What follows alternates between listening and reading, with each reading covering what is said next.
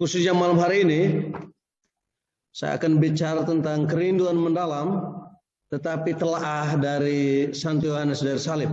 Baik, kerinduan mendalam, cinta memurnikan kehendak menurut Santo Yohanes dari Salib. Tema malam ini sebetulnya salah satu bagian kecil dari satu rangkaian besar malam gelap yang dibicarakan oleh Yohanes dari Salib. Malam gelap yang dipahami oleh Yohanes dari Salib sebagai proses purifikasi.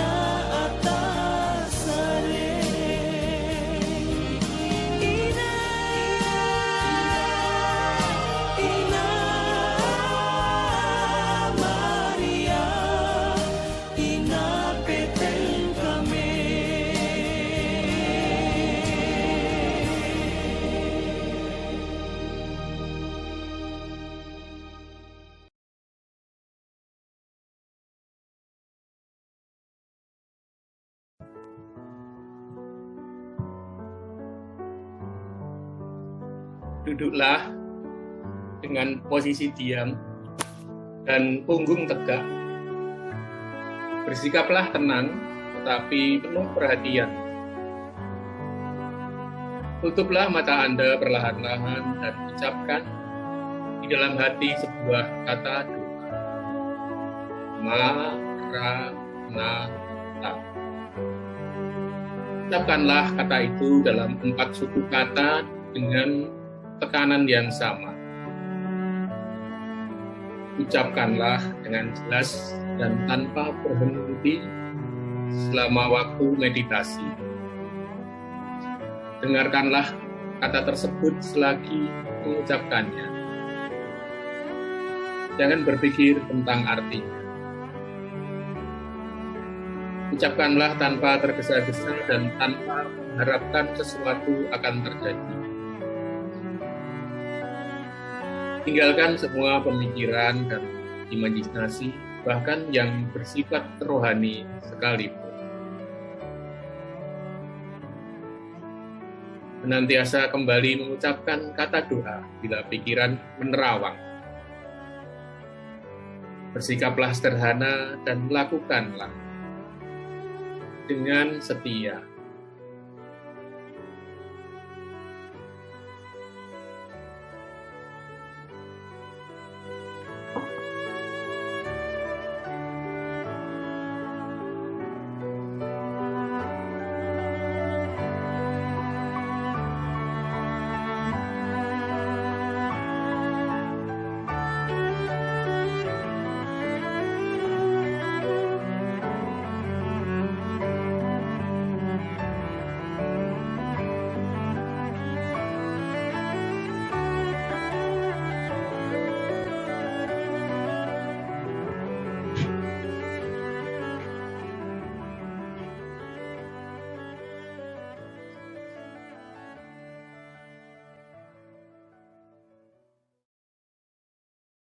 Bapa Surgawi, bukalah hati kami kepada keheningan hadirat Roh Putramu.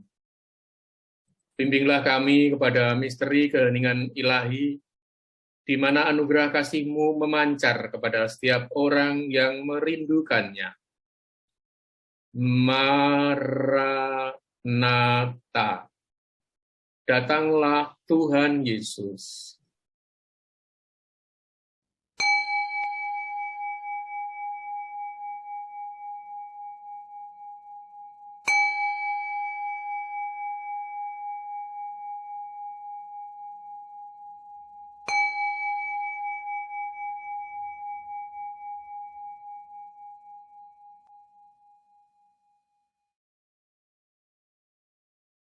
Kemuliaan kepada Bapa dan Putra dan Roh Kudus, seperti pada permulaan, sekarang, selalu, dan sepanjang segala abad. Amin.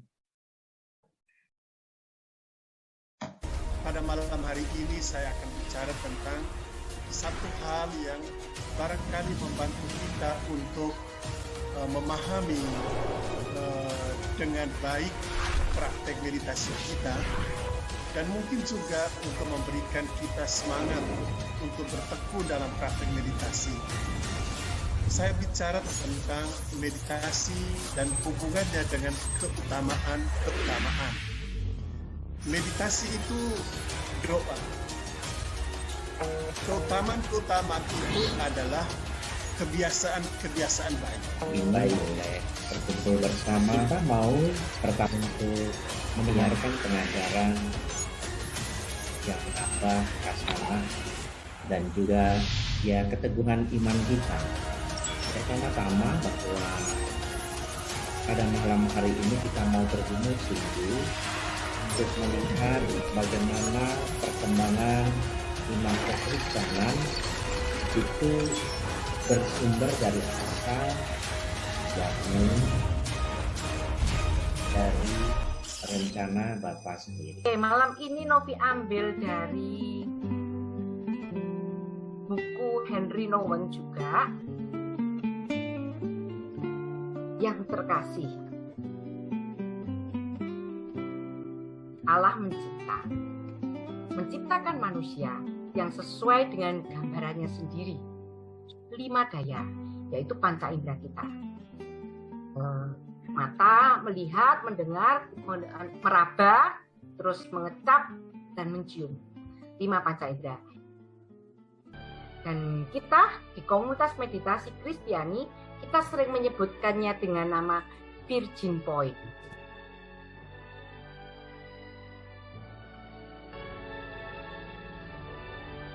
Fiat voluntas tua. Romo Remigius Todang SED, Pastor Paroki Santo Yosef Bajawa Flores NTT. Beliau adalah spesialisasi Santa Teresa Avila. Kita persilahkan Romo Remi. Bahagia sekali boleh menjadi bagian dari komunitas ini ya, komunitas meditasi Kristiani Keuskupan Samarinda ya. Saudara-saudariku, pada kesempatan ini apa yang saya miliki dari kekayaan rohani Karmel Teresa, dari Santo Yohanes dari Salib, Santa Teresa Avila yang adalah pendiri OCD. Khususnya malam hari ini saya akan bicara tentang kerinduan mendalam tetapi telaah dari Santo Yohanes dari Salib. Materi ini memang agak berat. Tetapi baiklah kita lihat, hati yang penuh cinta itu membuat kita bisa menikmati yang berat itu menjadi ringan. Jadi kita nikmati saja, dan saya share screen ya. Oke, baik. Kerinduan mendalam, cinta memurnikan kehendak menurut Santo Yohanes dari Salib. Nah, tema malam ini sebetulnya salah satu bagian kecil dari satu rangkaian besar malam gelap yang dibicarakan oleh Yohanes dari Salib. Malam gelap yang dipahami oleh Yohanes dari Salib sebagai proses purifikasi, proses pemurnian indrawi, kemudian pemurnian roh. Pemurnian roh salah satunya itu yang akan kita bicarakan ini, tema kecilnya cinta memurnikan kehendak. Cinta memurnikan kehendak. Kita lihat apa yang Santo Yohanes dari Salib katakan. Untuk pengantar tadi tema kita, saya pikir sudah. Nah, saya mau mulai dengan ini.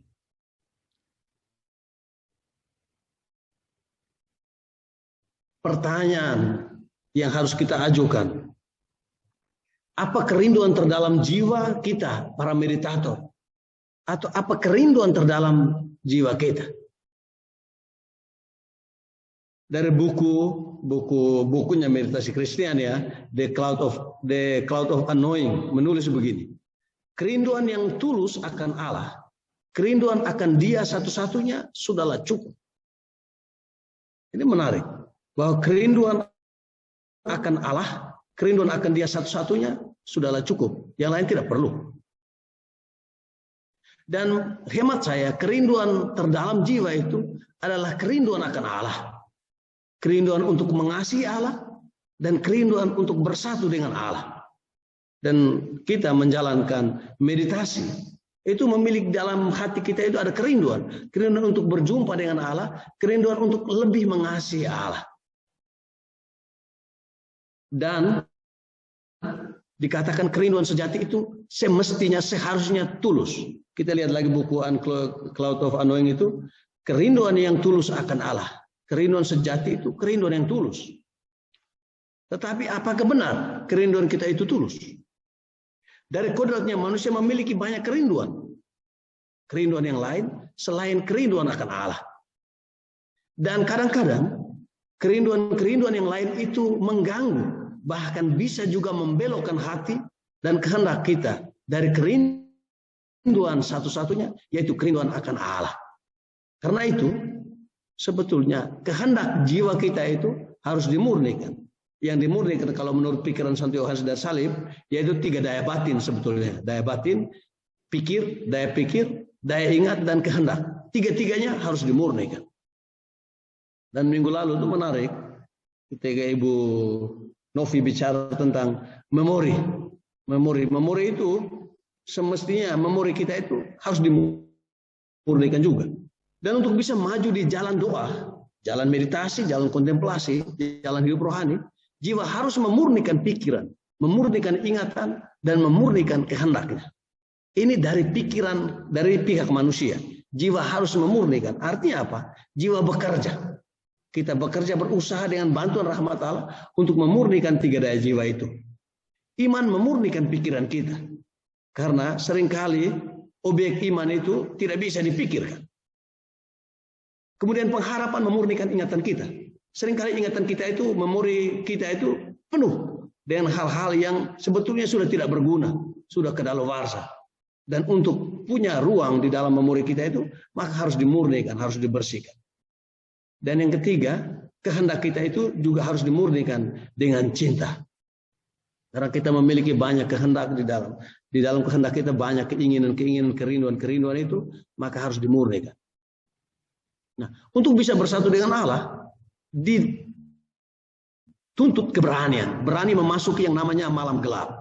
Tetapi malam gelap yang dimaksudkan di sini proses purifikasi. Proses purifikasi. Nah, Santo Yohanes dari Salib, ini orang OCD, pendiri OCD, dan pembaharu OCD bersama dengan Santa Teresa Avila yang terkenal itu.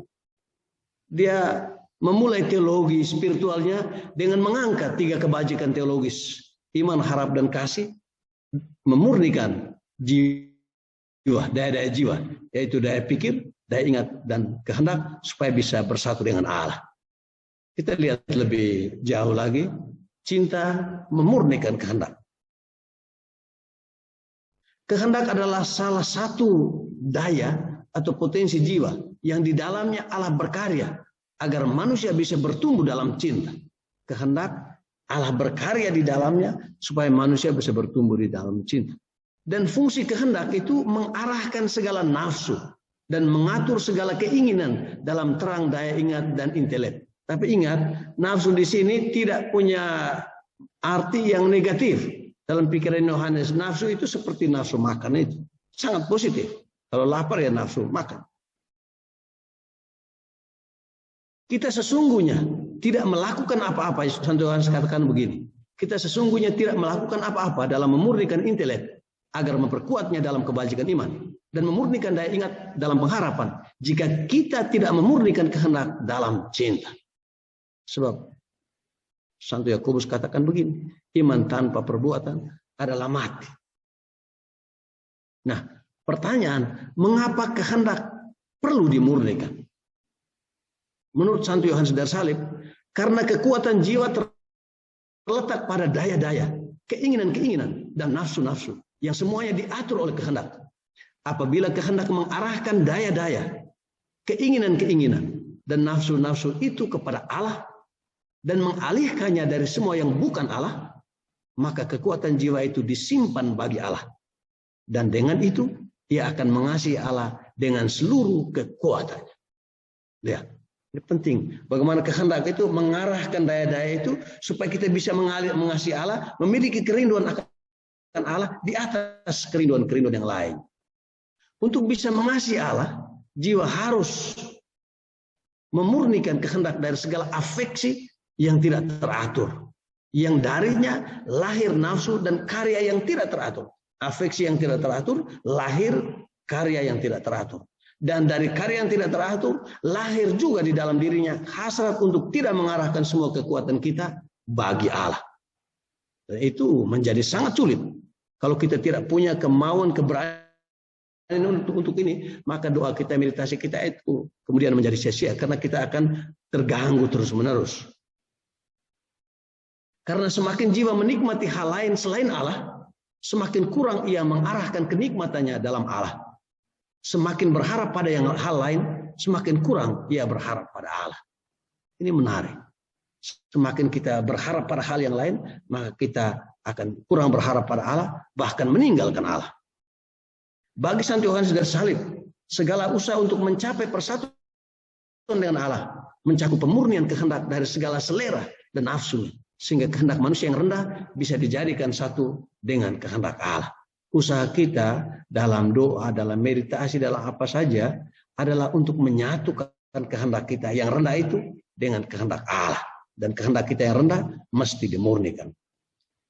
Kerinduan manusia akan hal-hal yang rendah diganti dengan kerinduan terdalam hatinya, yaitu kerinduan akan Allah, sumber segala sukacita jiwa. Kerinduan akan hal-hal yang rendah harus diganti, dimurnikan supaya kita hanya memiliki satu kerinduan terdalam, yaitu kerinduan akan Allah, sumber sukacita. Dan harus ditegaskan di sini bahwa proses pemurnian ini tidak terjadi pada kategori barang atau hal-hal itu sendiri, melainkan pada hati manusia yang terkungkung oleh afeksinya untuk hal-hal itu. Bahwa kita butuh barang-barang, kita butuh tampil cantik, kita butuh pekerjaan, status dan jabatan. Itu membuat kita bergembira. Tetapi bahwa kita tidak terlekat, kita tidak lekat dan terikat, terkungkung dalam hal-hal itu. Kehendak jiwa harus dimurnikan sehingga hanya satu yang menjadi kerinduan terdalamnya, hanya satu yang menjadi sumber sukacitanya, yaitu Allah. Hanya kehendak jiwa yang dimurnikan akan bersatu dengan kehendak Allah di dalam cinta. Cinta yang memurnikan kehendak. Baik saudara-saudara terkasih, Santo Yohanes dari Salib sebetulnya ya membedakan 4 hal yang bisa dinikmati oleh jiwa, yang bisa menjadi sumber sukacita dari kehendak jiwa. Dan di sini saya akan mengemukakan 6 hal-hal yang kemudian membuat jiwa kita itu bersukacita. Tetapi Santo Yohanes dari Salib katakan bahwa kita tidak bisa bersukacita dalam hal-hal itu kalau tidak membantu kita semakin dekat dengan Tuhan. Pertama, hal-hal temporal atau kebaikan temporal. Apa yang dimaksudkan di sini? Yang dimaksudkan oleh Santo Yohanes dari Salib yang temporal artinya yang sementara. Misalnya kekayaan. Kekayaan kita itu sifatnya sementara dan titipan juga. Kemudian status, jabatan, termasuk anak-anak, keluarga, dan perkawinan. Ini hal-hal yang membuat kehendak kita itu bersukacita. Dan itu memang pantas. Tetapi Santo Yohanes dari Salib katakan begini, jangan meletakkan sukacita kehendakmu dalam hal-hal lain selain pada hal yang membantumu lebih terarah kepada Tuhan. Sebab hal lainnya adalah kesia-siaan.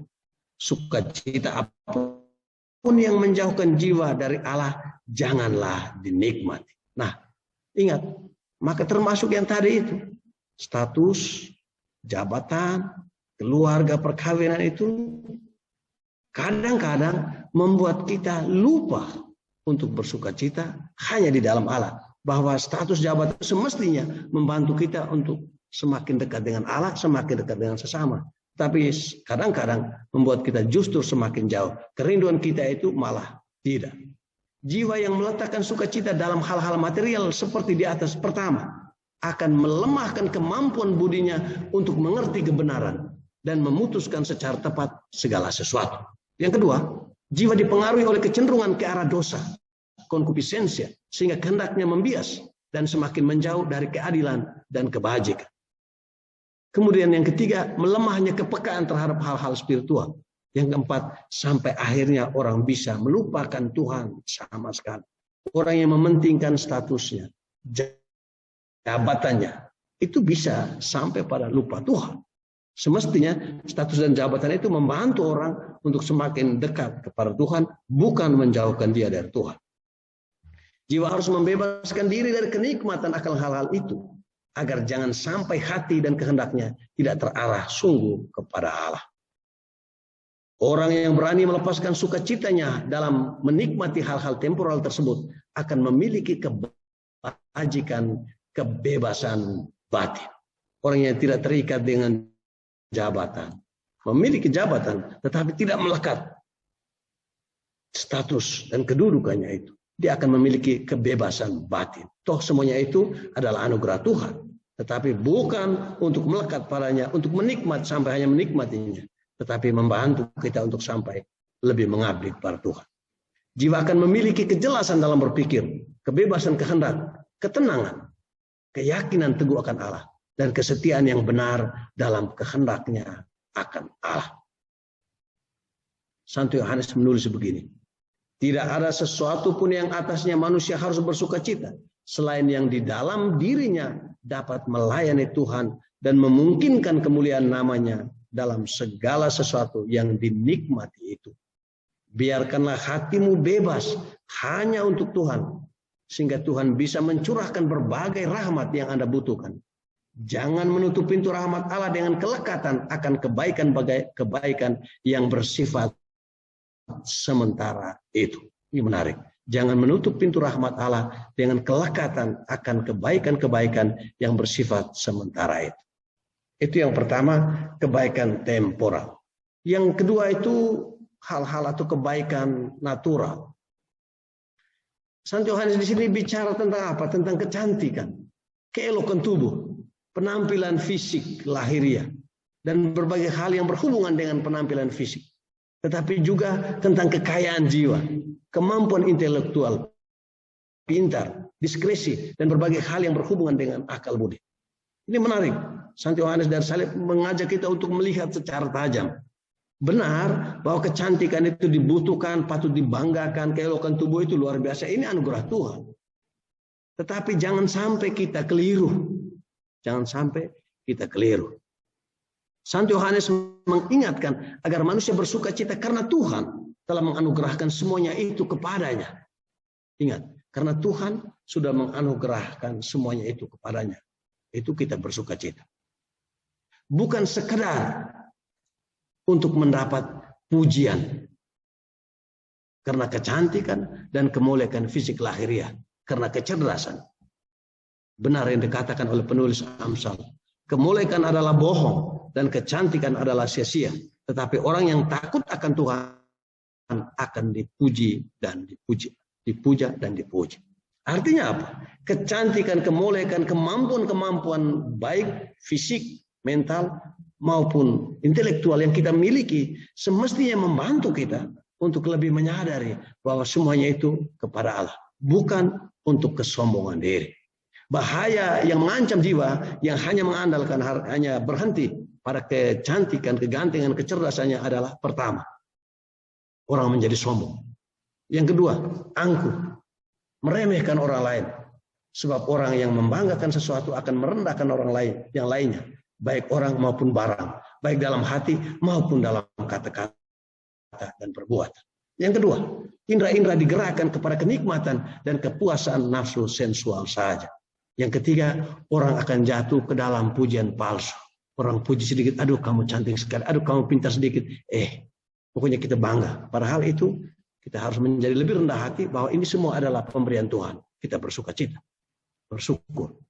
Kemudian pikiran menjadi tumpul dan kemampuan berefleksi menjadi lemah, sehingga sulit membuat keputusan yang tepat karena penampilan lahiriah itu menggoda. Seringkali bos-bos itu membuat keputusan itu hanya karena penampilan fisik. Kalau yang datang untuk diwawancara itu satu yang cantik sekali, atau kalau yang bosnya perempuan yang ganteng sekali datang, calon itu dia bisa lulus kan, walaupun kemampuannya tidak. Itu seringkali menggoda, sehingga membuat orang itu kemampuan untuk refleksi itu menjadi lemah. Kemudian bisa jadi distraksi, gangguan akal budi. Kemudian terakhir, kelemahan roh, melemahnya daya rohani. Dalam sukacita yang demikian, roh kehilangan dayanya, sebab berkuasalah daging yang melawan roh.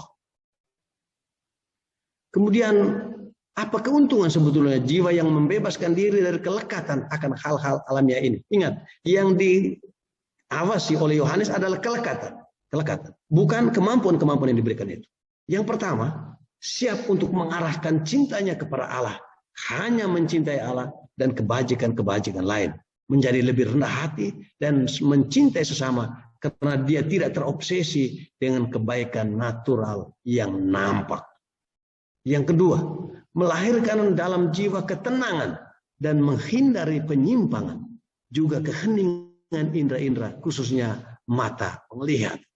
Yang ketiga, jiwa dan raga dibersihkan sehingga layak menjadi bait Roh Kudus.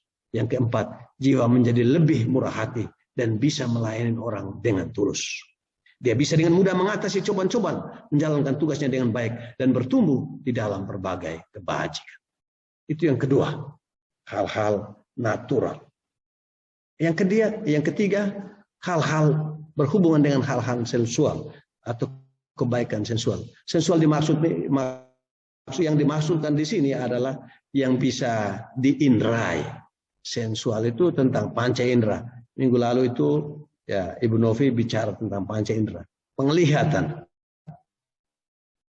pendengaran, ciuman, kecap, peraba. Melihat hal-hal yang menyenangkan, mendengar musik atau yang lain, mencium bau wangian, merasakan kenikmatan makanan, menikmati sentuhan-sentuhan apa saja. Bahaya-bahaya yang mengancam jiwa yang bersukacita dalam hal-hal sensual ini, yang pertama itu adalah kegelapan akal budi. Kadang-kadang orang yang ya matanya saja karena mata penampilan di depannya itu menggoda sedemikian rupa, bisa jadi kemampuan untuk refleksi akal budi untuk pertimbangan itu menjadi kurang. Kemudian menjadi som-sompu. Kemudian kebosanan dalam hal rohani. Untuk apa yang didengar, seringkali terjadi distraksi imajinasi, menjadi iri hati. Keputusan menjadi tidak tepat, pikiran menjadi bercabang. Misalnya, kita mendengar tentang seseorang, tentang sesuatu. Kemudian seringkali timbul iri hati. Kemudian timbul pikiran yang bercabang. Kemudian apa yang dicium?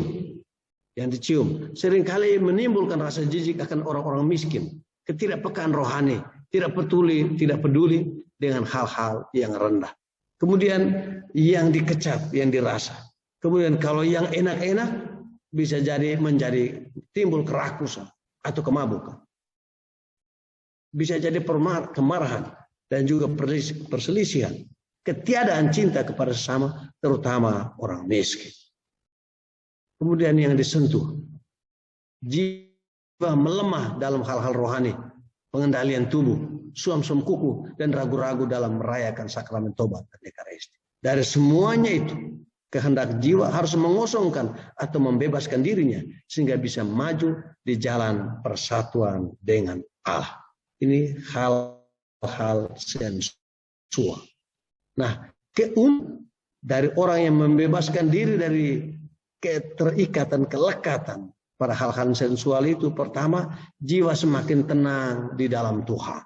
Yang kedua, bersemangat dalam menjalankan kebajikan yang telah dimiliki. Bersemangat menjalankan kebajikan. Jiwa semakin tenang dalam Tuhan.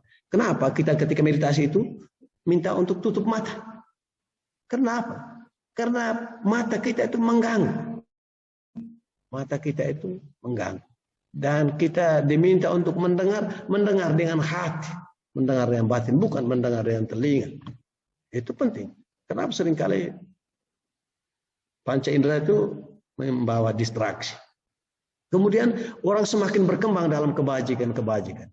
Dan jiwa akan bergerak dari hal-hal sensual ke hal-hal yang lebih tinggi, yaitu spiritual. Dari hasrat-hasrat kebinatangan menuju manusia rasional,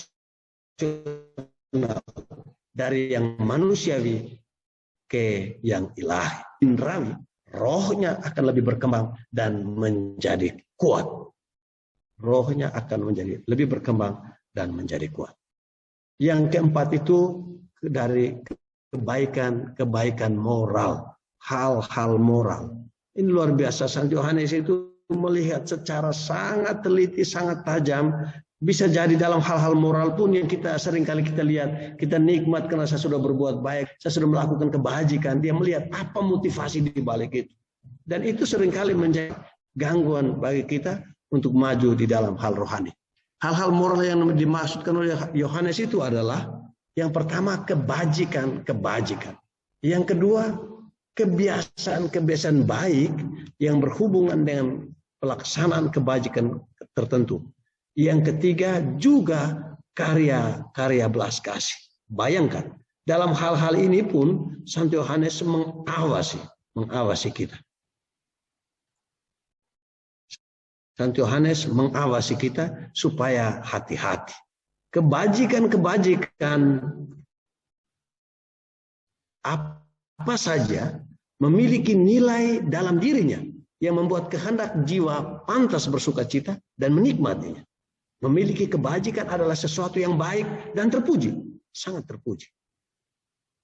Jiwa boleh menikmati dan bersukacita, namun bukan pertama-tama karena melakukan perbuatan baik dan menjalankan kebiasaan terpuji, tetapi karena menjalankannya hanya demi cinta kepada Tuhan tanpa niat yang lain.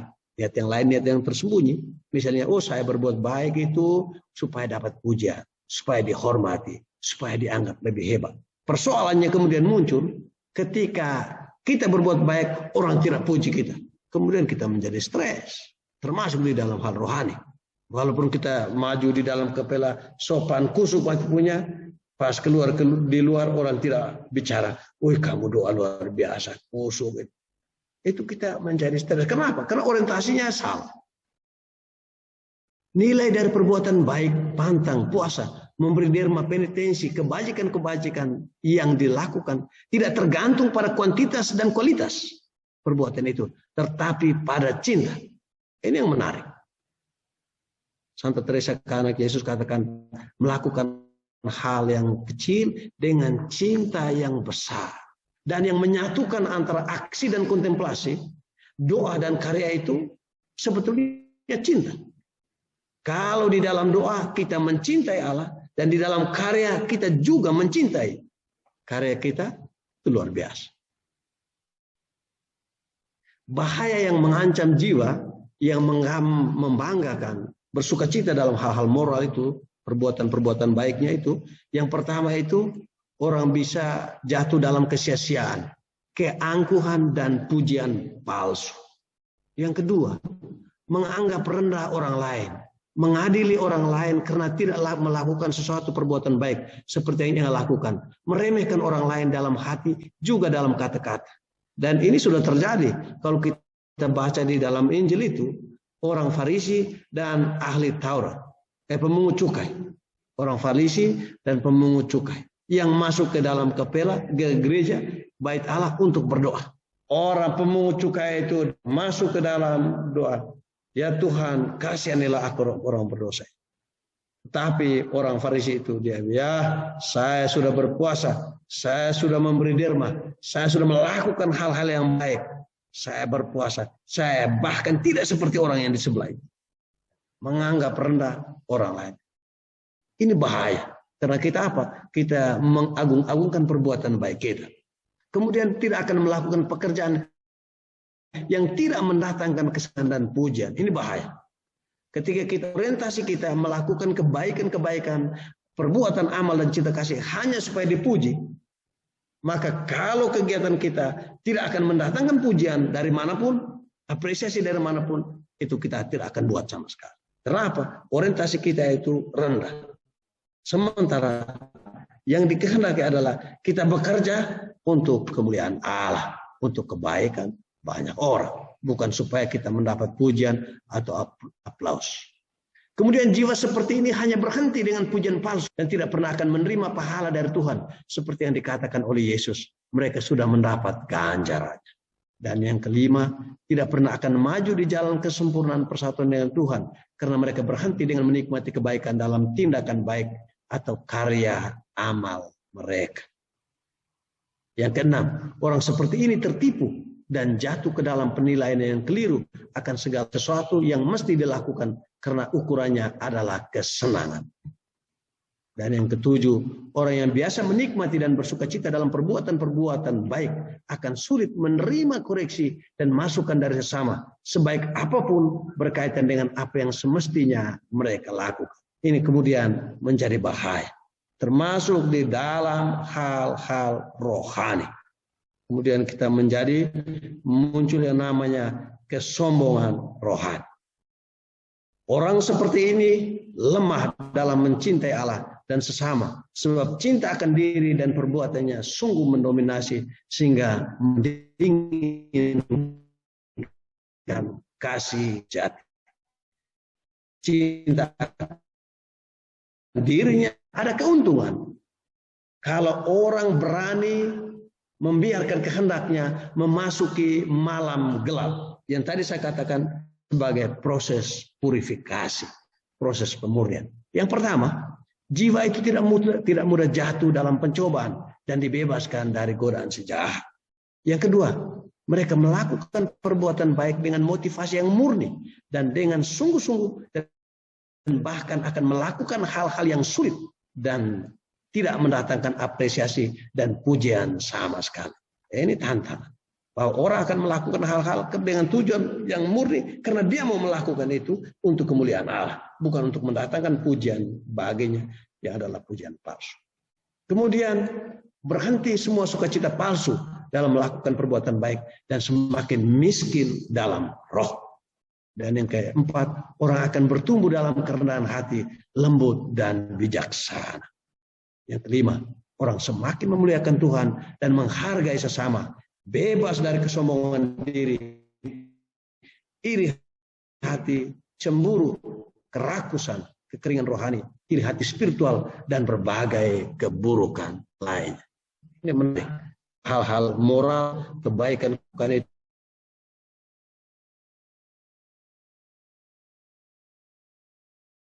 Lihat, Santo Yohanes dari Salib itu sangat tajam melihat bagaimana kehendak kita itu supaya hanya memiliki satu kerinduan, yaitu kerinduan akan Allah untuk mencintai Allah.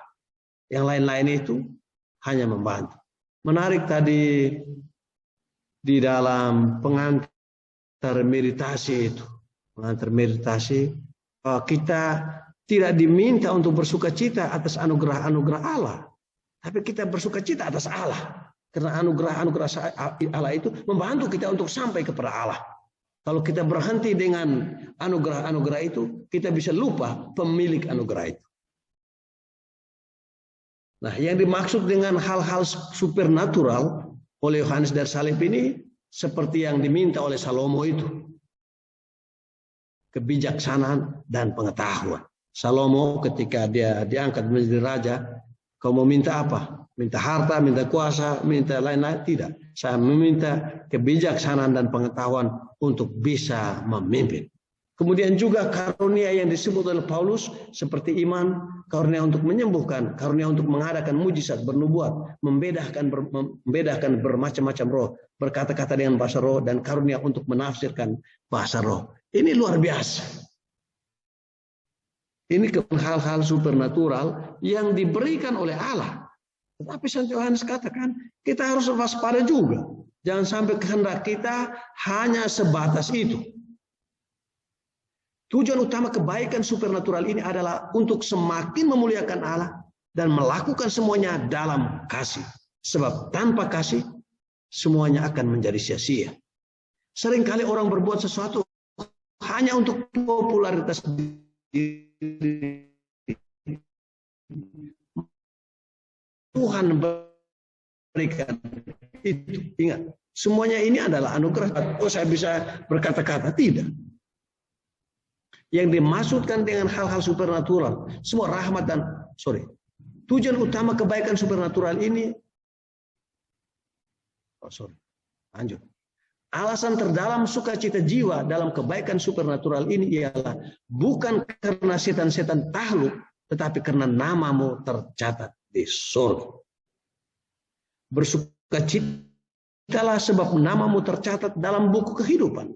Hanya dalam kasih kehendak jiwa bersatu dengan kehendak Allah dalam kebaikan supernatural itu. Anugerah-anugerah yang kita terima. Ada orang yang punya kemampuan untuk menyembuhkan. Itu rahmat, anugerah yang Tuhan berikan. Bukan supaya saya mendapat pujian, bukan supaya saya mendapat keuntungan ekonomis, tetapi supaya melalui pelayanan saya itu nama Allah dimuliakan. Itu hal yang sangat seringkali beda tipis, tapi ini soal hati, soal kehendak. Bahaya dari orang-orang yang menikmati cita hal-hal supernatural itu, pertama, bisa dengan mudah menipu sesama dan bahkan menipu dirinya sendiri dengan menikmati itu. Karena sukacita bisa menggelapkan dan membutakan pertimbangan rasional dan kritis. Yang kedua, melemahkan iman yang adalah berjalan dalam kegelapan. Dan yang ketiga, karunia-karunia itu bisa membuat orang menjadi sombong dan angkuh, sehingga bukan lagi Tuhan, tetapi karena dia memiliki kemampuan lebih. Semua ini harus dimurnikan dalam cinta sejati. Ini penting.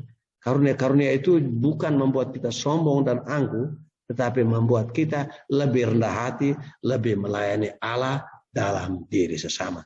Dan kalau tidak, harus dimurnikan. Keuntungan jiwa yang membersihkan kehendaknya dari kebaikan supernatural, dari menikmati dia kebaikan itu. Yang pertama, jiwa lebih mengakui dan memuliakan Allah. Bahwa semua yang dia punya itu diberikan oleh Allah. Bukan karena saya hebat, tetapi karena Allah membuat saya hebat. Yang kedua, lebih menerima dirinya sendiri apa adanya. Bukan kita, tapi Tuhan. Kerendahan sejati yang dikatakan oleh Santa Teresa. Santa Teresa itu mengatakan dua hal, ada kerendahan hati. Pertama, kerendahan hati yang sejati. Yang kedua itu kerendahan hati palsu. Ada kerendahan hati yang palsu itu orang seolah-olah rendah hati, padahal sombongnya minta ampun.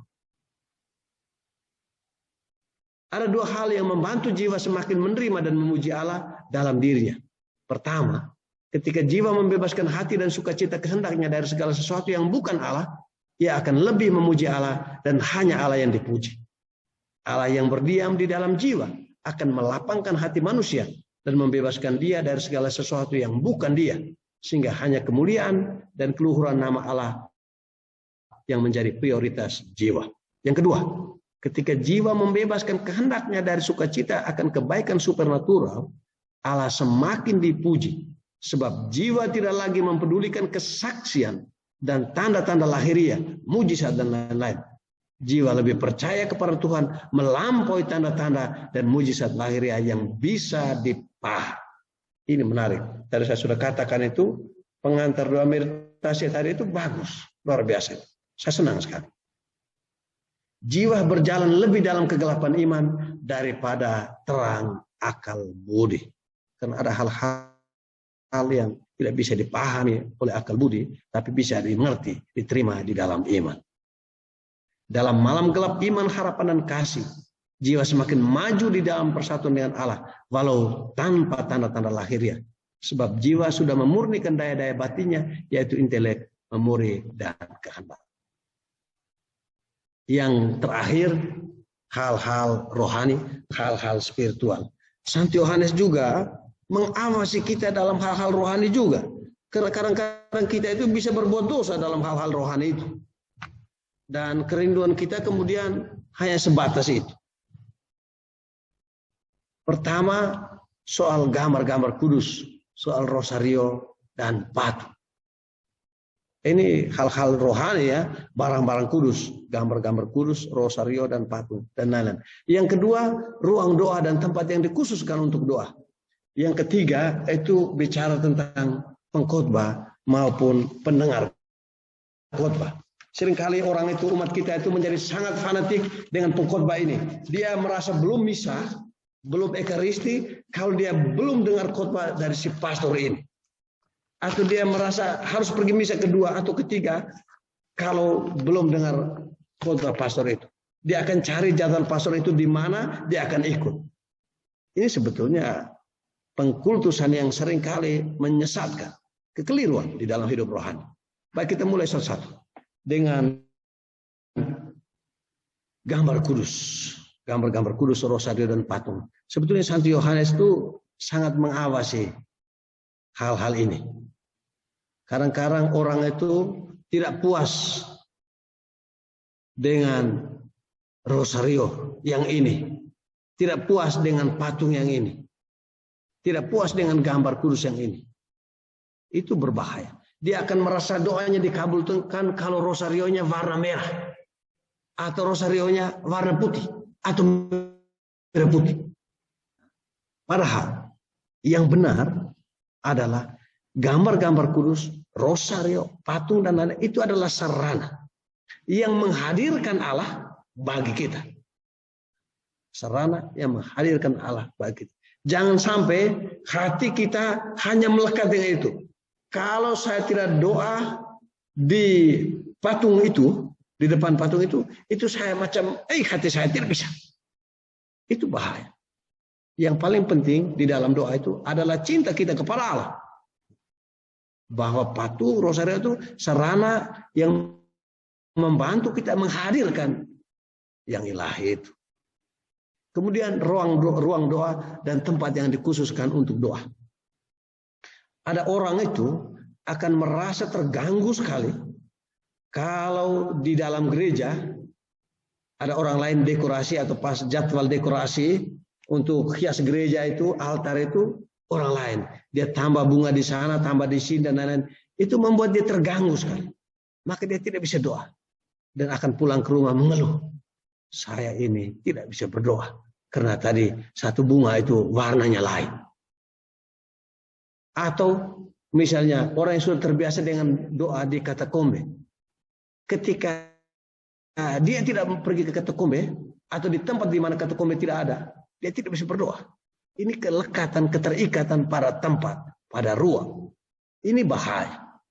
Maka Santo Yohanes dari Salib katakan kita harus memurnikan dari keterikatan itu. Yang paling penting sekali lagi di dalam doa itu adalah kehendak kita, cinta kita yang memurnikan kehendak kita untuk sungguh-sungguh bersatu dengan Allah. Betul, ruang doa, tempat doa itu membantu kita. Tetapi jangan sampai kita terganggu ketika kita tidak berada di tempat doa itu. Atau kita pergi-pergi karena bukan kita sudah fanatik dengan gereja kita, paroki kita, pergi tempat lain. Tidak, saya tidak nyaman doa di sini, misa di sini. Itu keliru juga. Kemudian terakhir tentang pengkhotbah itu maupun pendengar khotbah. Yohanes katakan begini, untuk pribadi pengkhotbah itu yang baik bukan hanya retorika, bukan hanya teologi, tetapi penghayatan hidup yang benar untuk pengkhotbah juga. Yang kedua, karena Yohanes katakan kalau kata-kata bagus tapi gaya hidup, lifestyle-nya, hidup hariannya tidak baik, maka meruntuhkan semua khotbah yang indah, teologi yang tinggi, retorika yang bagus. Kemudian untuk pendengar khotbah juga, Santo Yohanes dari Salib katakan jangan sampai kita fanatik. Sedemikian fanatik merasa kalau belum mendengar khotbah si A atau si B.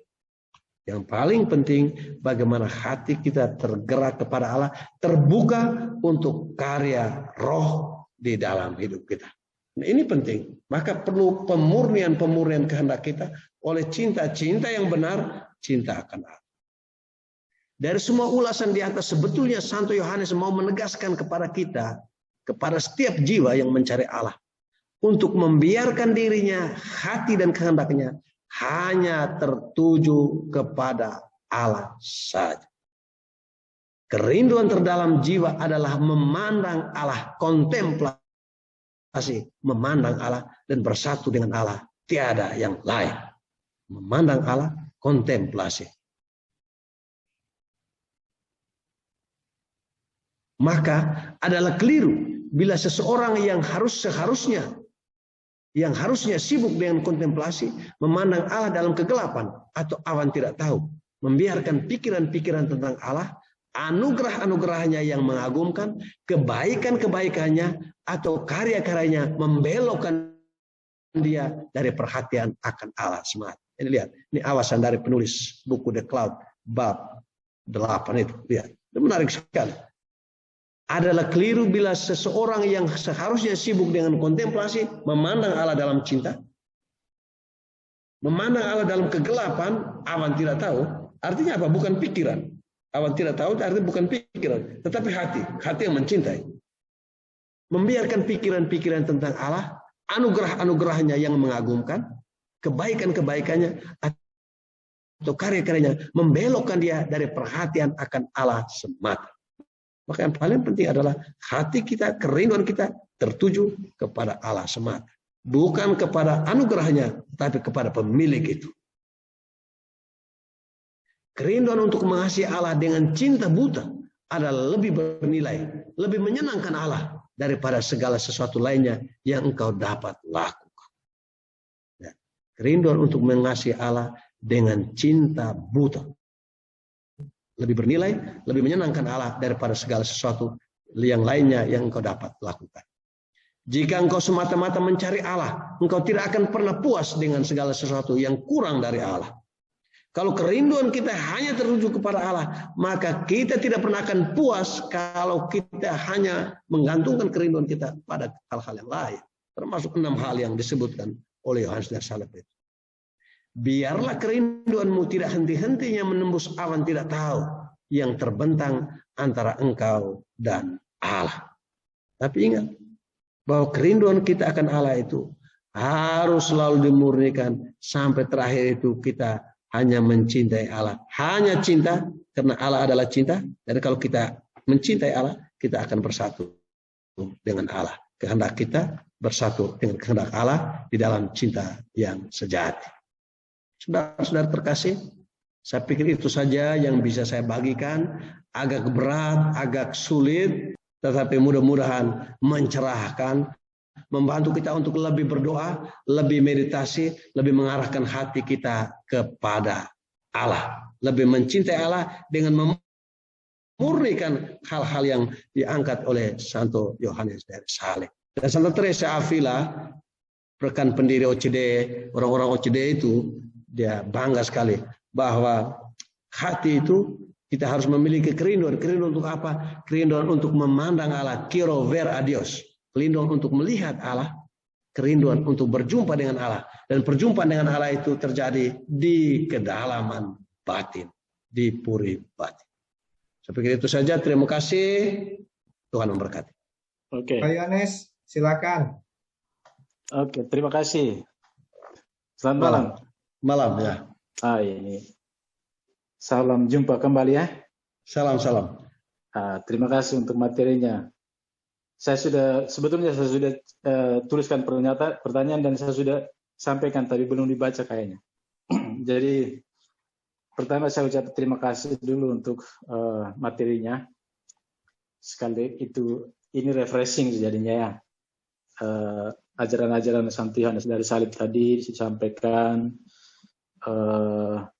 ya mengingatkan saya kembali akan materi-materi yang pernah dipelajari juga. Dan memang itu sangat bagus, sekaligus mengajak saya untuk kembali harus mendalami ajaran Santo Yohanes dari Salib itu, dan juga ya kembali berlatih meditasi lah. Ya.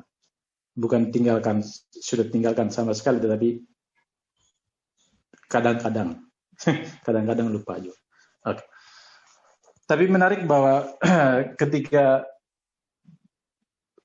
dijelaskan itu, saya akhirnya mengingat apa yang dikatakan Yesus bahwa di mana hartamu berada, di situ hatimu berada.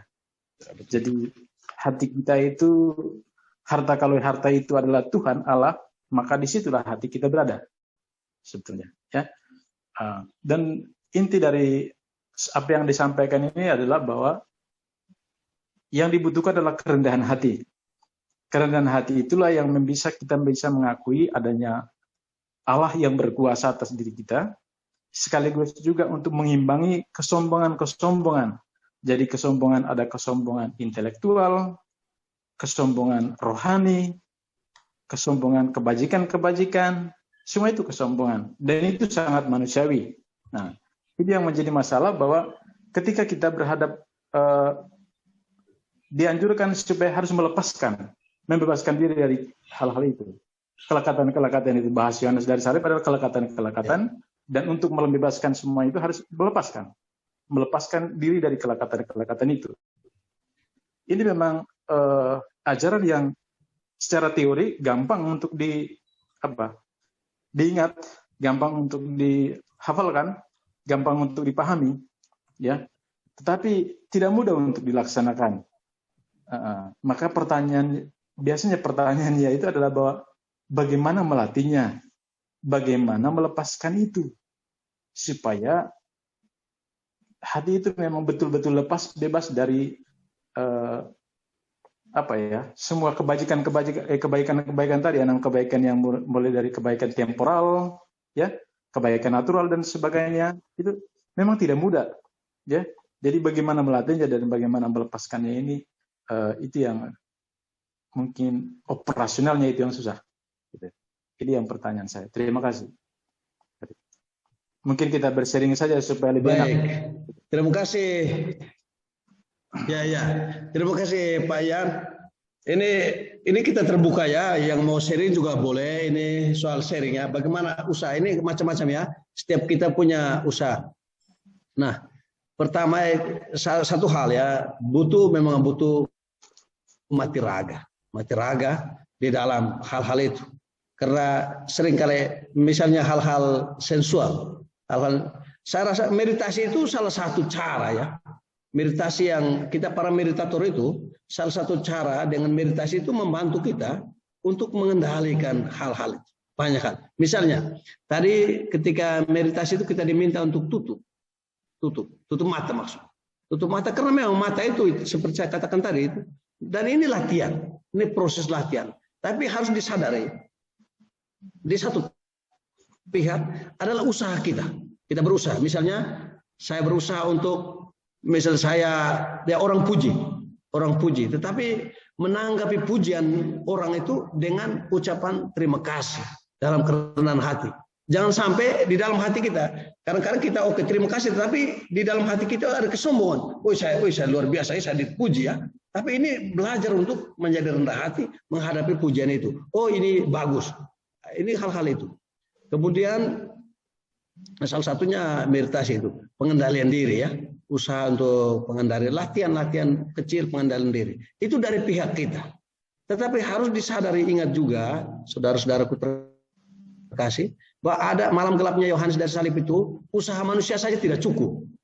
Dibutuhkan rahmat Tuhan, nanti malam pasif, indera dan roh itu, bagaimana Tuhan itu bekerja supaya membuat kita tidak sombong.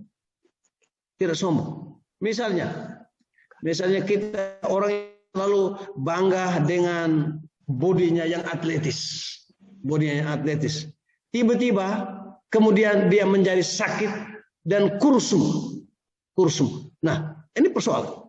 Itu cara Tuhan bagaimana supaya orang menjadi rendah hati, tidak bangga dari itu, kemudian menerima kenyataan itu. Itu pengalaman.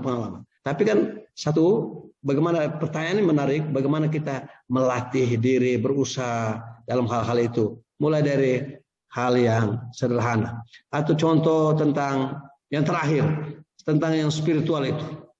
Tentang yang spiritual memang banyak orang kita itu seringkali kalau tidak contoh konkret ya, kalau tidak doa rosario, sekarang kebetulan bulan rosario, dengan rosario yang cendana itu tidak bisa, ini sampai doa tidak terkabul karena harumnya kurang.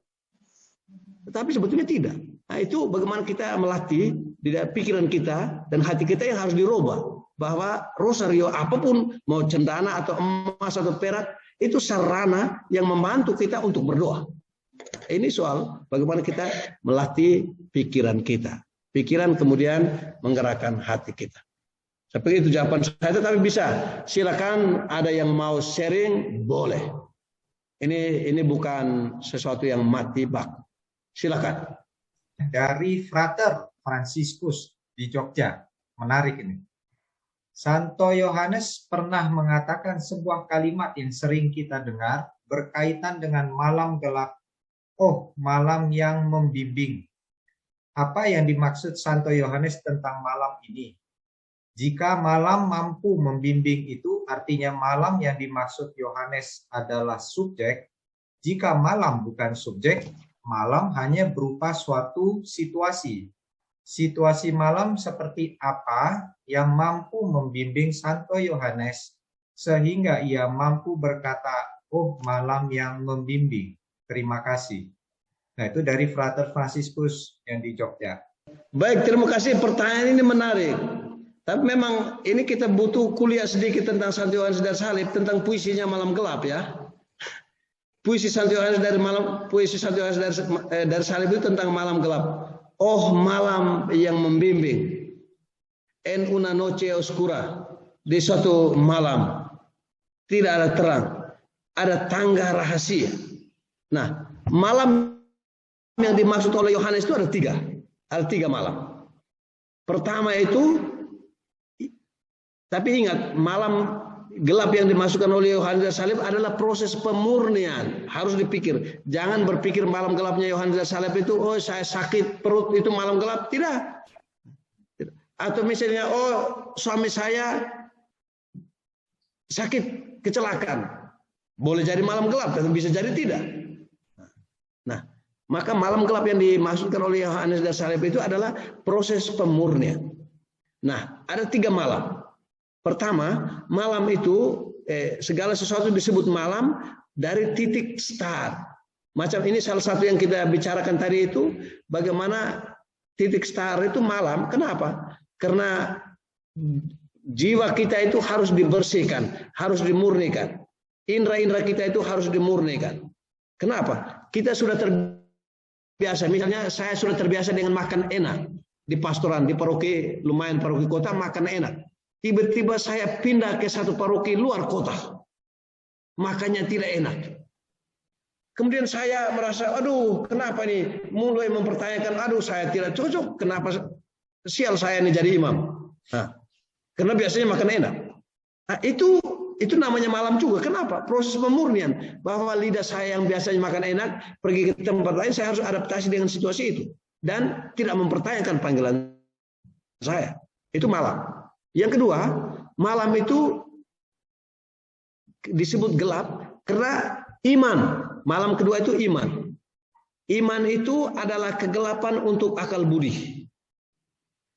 Iman itu adalah kegelapan untuk akal budi. Karena itu malam itu yang membimbing. Tuhan tidak bisa diterima dengan akal budi. Kita pikir tentang Tuhan, teologi Bapa, Putra, dan Roh Kudus jelaskan setengah mati. Tetapi di dalam iman kita percaya bahwa Allah Tritunggal Maha Kudus, aku percaya. Nah, itu iman. Iman gelap untuk akal budi, tetapi terang untuk iman sendiri. Kemudian yang terakhir itu, oh malam yang membimbing, Tuhan. Tuhan itu juga adalah, menurut Yohanes dari Salib, adalah malam untuk kita ini. Kenapa? Karena otak kita yang kecil ini tidak bisa menjelaskan seluruhnya, seutuhnya tentang Tuhan. Misalnya saya tentang gelas ini, yang besar ini, mana? Ya, saya bisa menjelaskan tentang gelas ini, dari mana, dari kaca, dari apa-apa. Tetapi tentang Tuhan tidak bisa dijelaskan. Tetapi kebenaran tentang Tuhan itu, Tuhan yang adalah subjek ya, pribadi yang membimbing kita, dia hanya bisa diimani dan diamini. Bahwa Tuhan itu menciptakan, Tuhan membantu kita untuk berjalan, termasuk Tuhan mengarahkan kita untuk meditasi, dan juga termasuk Tuhan menggerakkan kita, hati kita sekarang ini untuk ada di sini, walaupun materinya sulit, tetapi saya lihat setia, luar biasa. Itu malam gelap, kita tidak mengerti kenapa saya ada di sini, tetapi Tuhan yang adalah malam gelap itu membimbing kita untuk ada di sini. Terima kasih. Romo, ini pertanyaan yang berikut dari Frater Eki, Jogja. Pater Reni menjelaskan hal yang mendasar tentang hidup rohani dengan sebuah kesimpulan bahwa kerinduan terdalam jiwa adalah kerinduan akan Allah. Pertanyaan saya, pertama, dari manakah kerinduan itu berasal? Apakah dari diri pendoa itu sendiri, ataukah kerinduan itu justru digerakkan oleh Allah sendiri? Lalu yang kedua, secara konkret, apakah yang menjadi batasan terakhir dari kerinduan kita akan Allah. Itu, Romo. Baik. Terima kasih. Ini kan kerinduan manusia harus berjumpa dengan kerinduan Allah. Pertama-tama yang rindu sebetulnya Allah yang mau menyelamatkan manusia. Itu yang pertama. Kalau tidak ada tidak ada inkarnasi dan lain-lain itu. Tapi pertama itu kerinduan Allah untuk menyelamatkan manusia. Nah, kerinduan Allah untuk menyelamatkan manusia dan Allah itu menanam di dalam diri kita, di dalam hati kita kerinduan untuk akan Allah. Sebetulnya kerinduan kita itu adalah kerinduan balasan. Kita membalas akan Allah yang sudah menggugah hati kita supaya merindukan Dia dan perlu dimurnikan. Karena ada yang lain-lain selain Allah itu yang membuat kita rindu juga. Itu pertanyaan yang pertama. Yang kedua dari Pak Wiranto. Ya, secara konkret, apakah yang menjadi batasan terakhir dari kerinduan kita akan Allah? Batasan terakhir. Oke. Baik. Memang sulit dijelaskan, tetapi bahwa terakhir itu dan apa saja bahwa kerinduan kita tadi saya bilang cinta itu memurnikan kehendak. Nah, cinta kita akan Allah itu menjadi batasan terakhir. Cinta. Ini kerinduan itu menyatu di dalam cinta. Cinta kepada Allah, kemudian juga cinta kepada sesama. Toh kerinduan saja tidak cukup. Karena kita harus bersatu dengan Tuhan. Dan persatuan yang Tuhan itu terjadi persatuan kehendak. Dan persatuan kehendak itu isi kehendak adalah cinta. Cinta kita kepada Allah, cinta kita kepada sesama. Dari Bu Eliana. Selamat malam Pater Remi. Bagaimana menurut Santo Yohanes Salib dalam olah hidup rohani seseorang menuju malam gelap? Mengenai purifikasi dan mortifikasi, manakah yang terlebih dulu harus dilakukan? Mortifikasi menuju kepada purifikasi, ataukah sebaliknya purifikasi membawa kita kepada mortifikasi? Ataukah kedua hal tersebut dapat berjalan bersamaan seturut rahmat Allah? Itu. Baik, terima kasih. Pertanyaan ini menarik semua ya, pertanyaan menarik. Mortifikasi dan purifikasi. Nah, mortifikasi itu bagaimana kita mengendalikan diri ya. Dan pengendalian diri itu membuat kita dimurnikan, dibersihkan. Dua-duanya jalan sama-sama sebetulnya. Dua-duanya jalan sama-sama. Bagaimana kita mengendalikan diri dari hal-hal itu, dari pengendalian itu membantu kita untuk membersihkan, untuk memurnikan perlahan-lahan. Dua-duanya jalan sama-sama. Dua-duanya jalan sama-sama. Kadang-kadang mortifikasi tahan. Misalnya saya, contoh konkret, saya suka makan yang enak. Suka makan yang enak. Tetapi ini bulan puasa. Bulan puasa, kita harus mortifikasi, pantang. Tidak boleh makan daging. Lihat. Saya harus pantang mengendalikan diri. Itu membantu kita untuk proses penyucian diri. Proses purifikasi diri. Dari pengendalian itu.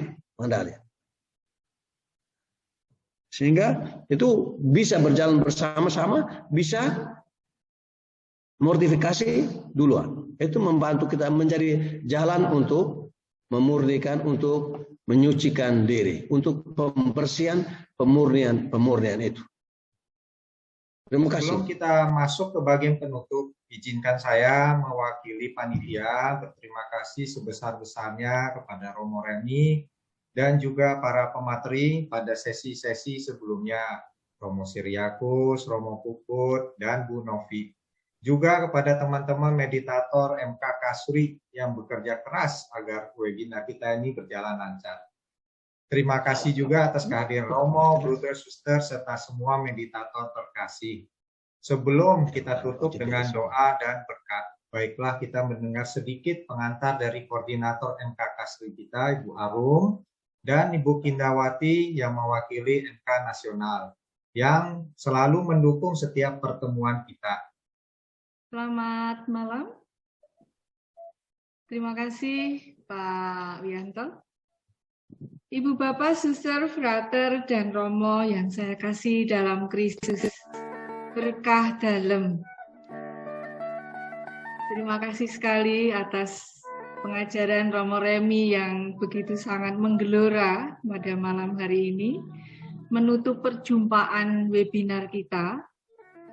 Ini menyebut bahwa perjumpaan ini merupakan puncak dari pertemuan kita yang lalu, 3 pertemuan sebelumnya, dan saya begitu sangat terkesan sekali antusias para peserta yang hadir. Saya selaku Koordinator Meditasi Kristiani Keuskupan Agung Samarinda, sekaligus juga sebagai pioner komunitas ini saya bangun supaya kita semua menjadi semakin mengenal kehendak Allah melalui meditasi Kristiani, jalan keheningan, jalan sederhana, dan juga dengan paduan pengajaran Santo Yohanes dari Salib, Malam Gelap, dan juga pengalaman mistik Santa Teresa Avila. Ya, mungkin sedikit yang disebutkan tadi tentang kerinduan yang mendalam. Semoga ini menjadi ruh bagi kita semua, para meditator meditasi Kristiani Keuskupan Agung Samarinda, dan juga para meditator meditasi Kristiani pada umumnya. Ibu Bapak yang terkasih, Suster, Frater, Romo yang saya kasihi, saya juga mengucapkan banyak terima kasih, sekaligus juga menyampaikan permohonan maaf saya dan juga panitia jika banyak mengalami kendala dan kekurangan dalam mempersiapkan webinar ini agar bisa dinikmati khalayak semua orang. Kendala-kendala yang kami miliki memang sangat jelas dan terbatas. Maka dari itu saya bersyukur dan berterima kasih oleh karena rahmat Tuhan kita dapat menjalankannya hingga detik ini, saat ini, minggu ini, sesi ini yang diakhiri dengan pengalaman Malam Gelap Santo Yohanes dari Salib. Ada pertemuan berikutnya yang mungkin juga akan saya sampaikan, yaitu Kamis di jam yang sama, tapi ada tambahan yaitu dengan kolaborasi waktu kita akan bergabung dengan MK Pusat, karena di situ akan memasukkan juga pengajaran yang diberikan secara langsung oleh para pengajar dari moderator pusat.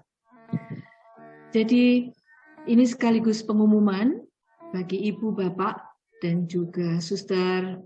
Mohon maaf, saya sangat beruntung sekali karena pada malam hari ini saya didukung oleh beberapa rekan Suster, baik sahabat saya, Suster Yovita Aka dari Situbondo. Secara pribadi beliau hadir. Suster Yohanika MISF dari Barong Tongkok, beliau pendamping dari MK Kasri Kubar.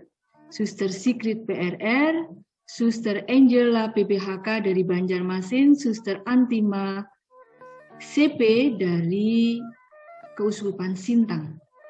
Terima kasih, dan juga Romo moderator, Romo pendamping, Romo Cahyo, Romo Hindro ada halangan, Romo Puput ada halangan, tapi tidak kekurangan ada Romo Remi dan juga para frater dari OJD Jogja. Ini sangat luar biasa dan berkat juga untuk kami semua. Terima kasih.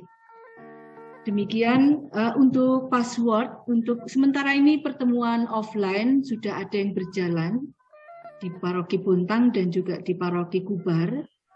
Tapi untuk pertemuan Zoom meeting tetap kita laksanakan di hari Kamis di jam yang sama dengan password dan meeting ID yang sama juga. Demikian pengumuman dari saya dan ungkapan rasa syukur dan juga permohonan maaf saya menutup perjumpaan kita pada malam hari ini, dan sedikit sambutan dari saya mungkin akan ditambahkan dari Koordinator Pusat Ibu Kinda. Terima kasih, berkat dalam.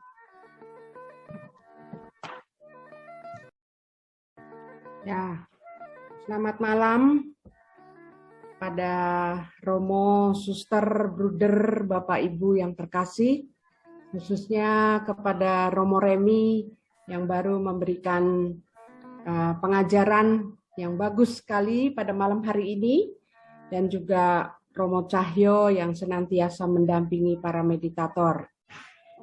Terima kasih kepada Bu Arum yang sudah meminta saya untuk memberi semangat khususnya kepada semua para peserta webinar Fiat Voluntas Tua, di mana selama webinar narasumber Romo Siriakus, Romo Puput, Novi, dan juga Romo Remi sangat memberikan masukan ataupun pengajaran yang sangat bagus dan mendalam bagi kita para meditator khususnya, sehingga kita semakin mendalam, spiritualitas kita semakin mendalam, dan terutama kerinduan kita akan kasih Allah semakin mendalam. Sehingga kita pun boleh merasakan kasih Allah yang sungguh luar biasa bagi kita, dan juga kita dapat berbagi kasih karena kita sudah dicintai Allah. Kita boleh berbagi kasih kepada sesama, apapun yang kita lakukan menuju kebaikan hidup kita. Sekali lagi terima kasih kepada narasumber dan juga Provisiat, kepada semua para peserta yang datang dari berbagai kota. Semoga apa yang diterima selama webinar ini sungguh dapat dijalankan dengan baik, tetapi jangan lupa pesan dari Padre John Main dan juga Padre Lawrence Freeman bahwa kita harus semakin tekun dan setia bermeditasi tiap pagi dan petang. Bukan karena semakin banyak kita ikut webinar dan semakin banyak membaca buku, hanya itu, tetapi kita tetap meditasi harian harus didahulukan. Semoga kita semua berbahagia, mendapat kekuatan dari para narasumber, dan dapat dilaksanakan dalam kehidupan kita sehari-hari. Terima kasih kepada panitia dan juga semua Bapak Ibu yang ikut di dalam webinar ini. Tuhan memberkati. Semoga kelompok meditasi ini menjadi rumah spiritual yang sejati bagi yang mencarinya. Semoga keheningan ini menjadi kekuatan untuk membuka hati kami kepada citra Allah, sehingga dengan demikian kami saling mengasihi, mengalami damai, berlaku adil, dan menjadi manusia yang bermartabat. Semoga keindahan kehidupan ilahi memenuhi setiap hati kami yang berdoa di sini dengan harapan dan kegembiraan. Semoga kami yang berdoa di sini dikuatkan oleh Roh Kudus untuk melayani semua yang datang dan menerima mereka sebagai Kristus sendiri. Doa yang sederhana ini kami ungkapkan dengan perantaraan Kristus Tuhan kami. Amin. Amin. Mohon berkat dari Romo. Tuhan sertamu Dan sertamu juga. Allah Bapa yang maha baik dan berbelas kasih. Pandanglah hamba-hambamu yang hadir berpartisipasi dalam ruang ritual webinar Fiat Voluntas Tua ini. Semoga Engkau ya Bapa mencurahkan rahmat, melimpahkan berkat ke atas mereka semua, kesehatan lahir dan batin, sukacita dan kegembiraan dalam hidup. Dan semoga Allah letakkan tangan kuda dengan perantaran doa Bunda Maria serta para kudus di surga. Saudara-saudariku dilimpahi dengan segala berkat surgawi dan duniawi oleh Allah yang Maha Kuasa, Bapa dan Putra dan Roh Kudus. Amin. Amin.